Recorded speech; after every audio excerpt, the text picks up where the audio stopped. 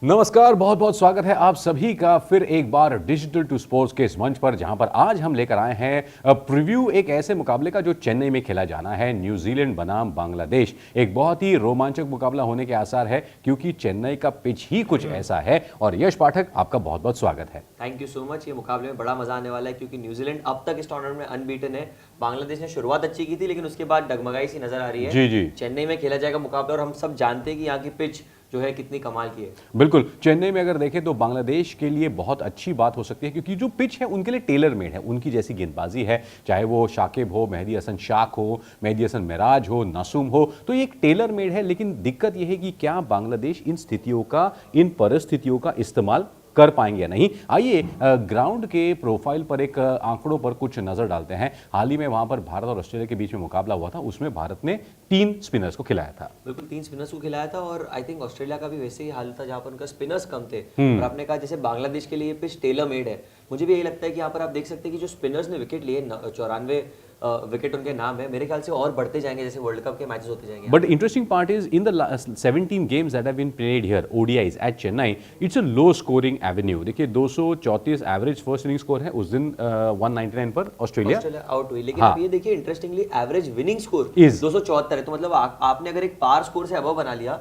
तो चेस करना बड़ा मुश्किल है यहाँ पर। करेक्ट। और आप देख सकते हैं लगभग हर मैच में 12-12 15-15 विकेटें गिरी है। Correct correct. The other point आपने जो बात की ना, स्पिनर्स को मिले हैं 39% ऑफ द विकेट, यानी कि स्लगिश पिच होने के बावजूद भी यहाँ पर पेसर्स का दबदबा रहा है। और जनरली आप पहले अगर बैटिंग करते हो तो आपका काम बन जाता है। बिल्कुल, हमने उस दिन भी देखा ऑस्ट्रेलिया ने जब भारत के खिलाफ टॉस जीतकर पहले बल्लेबाजी की थी और भारत थोड़ी मुश्किल में था शुरुआती झटकों के बाद। इनफैक्ट विनिंग्स की भी बात की तो उधर 9 मुकाबले जो है फर्स्ट टीम ने जिसने बैटिंग की थे और 7 चेस करते हुए, तो अब तक वो रेशियो ज्यादा नजर नहीं आया। लेकिन with time I think Chennai की जो पिच है वो अपने ट्रू कलर्स दिखाएगी। बिल्कुल। और चेन्नई के पिच की अगर बात करें तो न्यूजीलैंड के लिए एक बहुत बड़ा एडवांटेज है क्योंकि डेवॉन कॉनवे वहां पर बहुत क्रिकेट खेल चुके हैं। हेड टू हेड की बात करते हैं। चलिए, उससे पहले बांग्लादेश और न्यूजीलैंड के बीच में कुल मिलाकर वनडेज में 41 मुकाबले हुए हैं, जहां पर न्यूजीलैंड का डेफिनेटली दबदबा रहा है।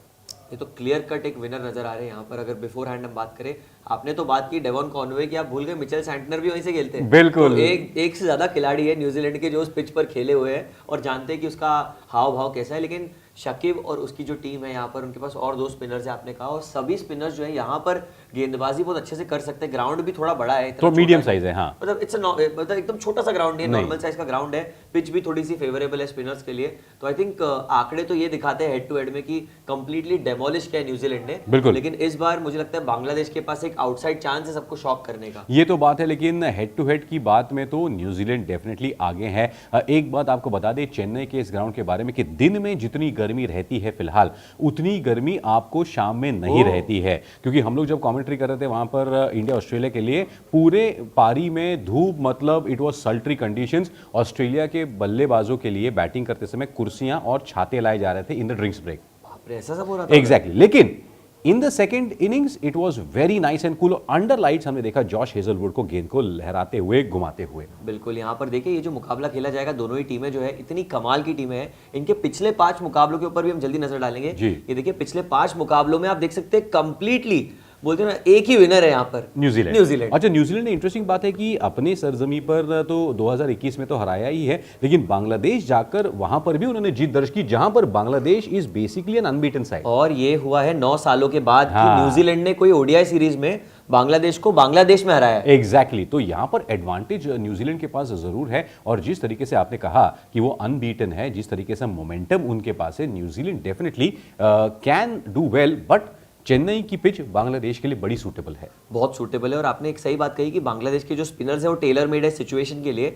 लेकिन रीसेंट हिस्ट्री को देखकर एंड ओवरऑल हिस्ट्री को देखकर ऐसा लग रहा है शायद कि न्यूजीलैंड और करंटली भी जो फॉर्म में नजर आ रही है इस वर्ल्ड कप में, अब तक अनबीटन है, तो मुझे लगता है उनके लिए एक ऐसा मुकाबला है जहां पर उनसे उम्मीद है कि वो ये मुकाबला जीते और एक बेहतर मार्जिन से अपना नेट रन रेट और अच्छा कर ले। एग्जैक्टली। बांग्लादेश के लिए दिक्कत ये होगी कि धर्मशाला की हंसी वादियों से अब वो सीधा चेन्नई की गर्मी और उमस में आने वाले हैं। न्यूजीलैंड के लिए भी तकलीफ होने वाली है। उनके स्क्वाड पर एक नजर डालते हैं और केन विलियमसन है, विल यंग थोड़ा सा एक वीकलिंग लगते हैं। अब उनके बदले किसको खिलाया जाएगा? डेवॉन कॉनवे, मार्क चैपमैन खतरनाक, Tom Latham, Jimmy Neesham, Santner और डैरल मिचेल, ये सारे जबरदस्त फॉर्म में चल रहे हैं।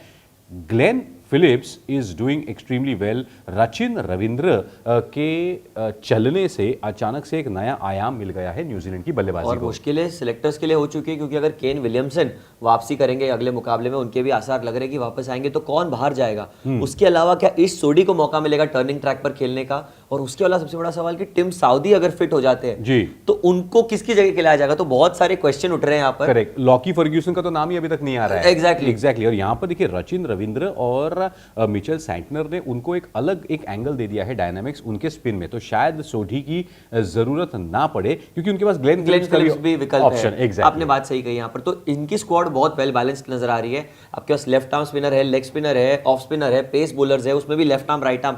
तो बॉलिंग डिपार्टमेंट कंप्लीटली सॉर्टेड है। बैटिंग में भी हमने देख लिया कि सारे बल्लेबाज दमखम रखते हैं। और इसमें Matt Henry is in the top 5 wicket takers as of now. Correct. और इनफैक्ट पिछले 1.5 साल में उन्होंने सबसे ज्यादा विकेट भी लिया है न्यूजीलैंड के लिए। और बांग्लादेश की भी हम एक बार टीम देख लेंगे जिसमें हमें समझ जाएगा एग्जैक्टली इनकी टीम में क्या सही है क्या गलत है। ये देखिए यहाँ पर ऑलराउंडर से भरी हुई है ये टीम, लेकिन इनके जो 11 प्लेयर है, ये इनकी बेस्ट 11 अब तक मुझे समझ नहीं आई कौन होंगे। कॉम्बिनेशन या। क्योंकि क्या होता है कि शांटो और हृदय ये दोनों ऐसे बल्लेबाज है कि कभी पल में मासा पल में तोला टाइप बन रहा है, जबकि दोनों ही बेहतरीन खिलाड़ी है। लिटन दास अब तक पूरी तरीके से खुलकर खेल नहीं पाए हैं। अब फिर होता क्या है कि आपके पास मुशफिकुर, शाकिब और आप थोड़ा महमूदुल्लाह थोड़ा बहुत और मेहदी हसन मिराज पर सारा डिपार्टमेंट आपका सेट हो जाता है। और यहाँ पर क्या आप मेहदी हसन शाख को भी ले जिन्होंने पिछले बार विकेट निकाले, और साथ ही में आपके पास टस्किन साकिब का भी चांस है। मुस्तफिजुर ने उस दिन बढ़िया गेंदबाजी की, बट थोड़ा सा वो इंजर भी हो गए, लड़खड़ा गए गेंदबाजी करते समय। तो दिक्कत ये है बांग्लादेश के लिए कि इनके पास सारे अच्छे खिलाड़ी हैं, लेकिन कॉम्बिनेशन बनाए तो कैसे बनाए जायकेदार। बिल्कुल, आप 2 ऑफ स्पिनर को खिलाएंगे, लेकिन अगर एक को आप पूरे ओवर का कोटा नहीं दे रहे, और वही हो रहा है कि मतलब उनकी जो टीम खेल रही है उसमें शाकिब अल हसन के अलावा ना कोई गेंदबाजी में दमखम दिखा पा रहा है ना बल्लेबाजी में। और आपने जैसा कि कहा, एक बहुत अच्छा पॉइंट कहा कि 3-4 प्लेयर पर ही बेसिकली ये टीम पूरी तरह डिपेंडेंट है। और कोई भी टीम किसी वर्ल्ड कप या बड़े प्रतियोगिता में सक्सेसफुल नहीं हो पाती जब तक उनके सारे डिपार्टमेंट्स फायर करें at the same time. Correct, ये बड़ा जरूरी होगा। और थोड़ा सा इमोशनल अंदाज भी होता है बांग्लादेश की टीम का, क्योंकि जब भी वो इमोशनली एक चार्ज्ड रूप में खेलते हैं तो उनको हराना बड़ा मुश्किल होता है, लेकिन अगर वो थोड़ा सा डगमगा जाए तो फिर दिक्कत हो जाती है उनको। तो चलिए प्रेडिक्शन टाइम आ गया है, न्यूजीलैंड या बांग्लादेश। देखिए, हिस्टोरिक फैक्ट्स भी ये कहते हैं, करंट स्टैट्स भी ये कहते हैं, और दिल भी यही कहता है कि न्यूजीलैंड ये मुकाबला जीत जाएगी और अपनी तीसरी लगातार जीत इस वर्ल्ड कप में अपने नाम करेगी। क्या बात है, मुझे भी यही लगता है कि न्यूजीलैंड, क्योंकि न्यूजीलैंड एक बहुत ही अडेप्टेबल टीम लग रही है फिलहाल, और उनके पास सारे जो सिचुएशंस के लिए सारे खिलाड़ी है।